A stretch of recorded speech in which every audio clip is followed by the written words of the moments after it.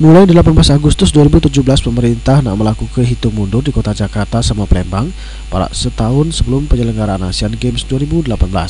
Di Jakarta, acara hitung mundur dipusatkan di pelataran Silang Monas.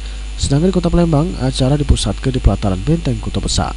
Kegiatan ini dilakukan sebagai upaya panitia pelaksana Asian Games sama pemerintah untuk lebih mensosialisasikan perhelatan pesta olahraga negara-negara Asia tersebut kepada masyarakat. Kegiatan peresmian hitung mundur ini rencananya dihadiri Presiden Joko Widodo dan dilakukan rangkaian seremoni pecah konser musik, tarian kolosal sampai pesta kembang api.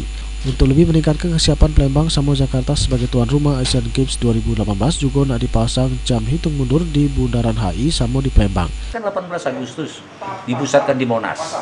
Bapak Jokowi melonsing countdown 18 Agustus. Satu tahun menjelang Asian Games. Itu Pak Jokowi insya Allah di Monas. Kemudian nanti dia telekonferensi dengan kita Palembang dengan Pak Gubernur di BKB. Insya Allah dikaitkan langsung dengan Sriwijaya Festival, ya, Festival Sriwijaya.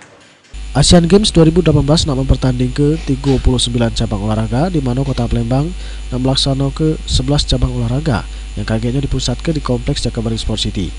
Sejauh ini kesiapan venue progresnya sudah mencapai 80%, di mana untuk dayung sama bowling secara fisik sudah kelar dan tinggal nyiapkan peralatan sama infrastruktur pertandingannya baik. Dijadwalkan tim delegasi Olympic Council Asia pada 18 Agustus nak mengunjungi Palembang untuk meninjau kesiapan Asian Games 2018. Julius Lemat Gaul, PAL TV.